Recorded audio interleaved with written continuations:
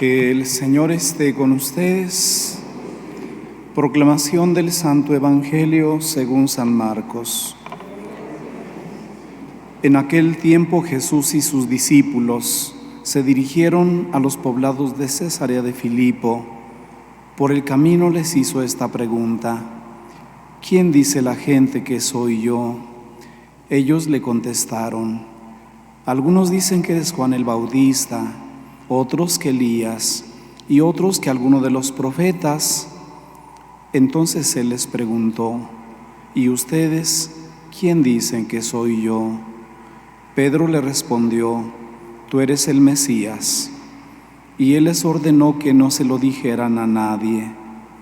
Luego se puso a explicarles que era necesario que el Hijo del Hombre padeciera mucho, que fuera rechazado por los ancianos, los sumos sacerdotes y los escribas, que fuera entregado a la muerte y resucitara al tercer día. Todo esto lo dijo con entera claridad. Entonces Pedro se lo llevó aparte y trataba de disuadirlo. Jesús se volvió y, mirando a sus discípulos, reprendió a Pedro con estas palabras: apártate de mí, Satanás, porque tú no juzgas según Dios, sino según los hombres. Esta es palabra del Señor.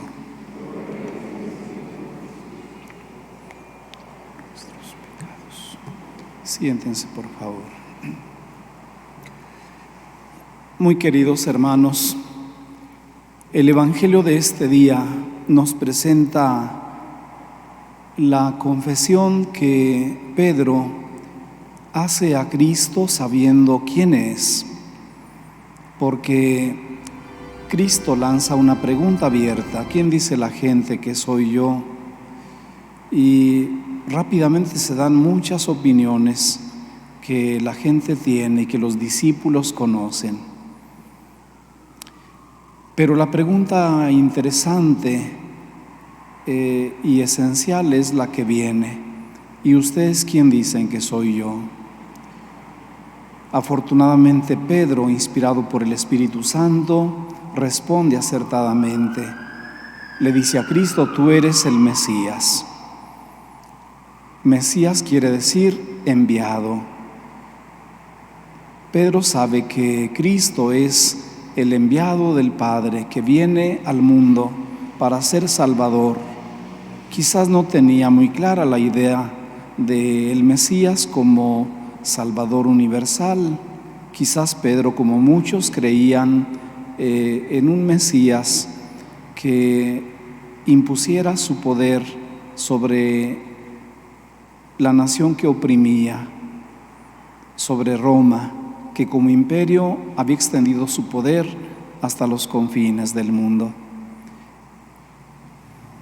Él, como otros, soñaban en un Mesías que los liberara de esa esclavitud y estableciera un reino de poder, de grandeza, de dominio. Pero bueno, también tiene la idea de un Mesías que viene como enviado de Dios para una restauración universal. Pero no es esto lo importante. Lo importante es lo que sigue, porque cuando Pedro ha confesado a Cristo como el Mesías, entonces Cristo comienza a hablarles de lo que ha de suceder. Les dice: es necesario que el Hijo del Hombre sufra mucho, que sea rechazado por los ancianos, los sumos sacerdotes y los escribas, que sea entregado a la muerte. Caray, como que eso no lo esperaban. ¿Qué indica esto? La conciencia clara del sufrimiento que Cristo ha de padecer. Pero esto también compromete a los discípulos que lo han conocido, que han creído en Él, que lo han amado y que también deben sufrir por Él. Y este es el punto importante que la predicación de este día en torno al Evangelio nos presenta. Es decir, a Cristo debemos en primer lugar, conocerlo, luego creer en Él como el Mesías de Dios, como el Salvador, y luego amarlo porque Él es Dios. Pero no solamente eso, debemos aprender también a padecer por Él. Esto quizás muchas veces, o para muchísimos cristianos, no resulta fácil ni atractivo. Sufrir por Cristo. Piensen, son como 4 niveles que se debe dar en la vida de un cristiano. Primero, conocer a Cristo y conocerlo bien, porque del conocimiento vendrá la fe en Él, creer en Él, pero creer en Él como Mesías, como enviado de Dios. Y luego amarlo sobre todo, porque Él es Dios. Y finalmente, padecer por Él.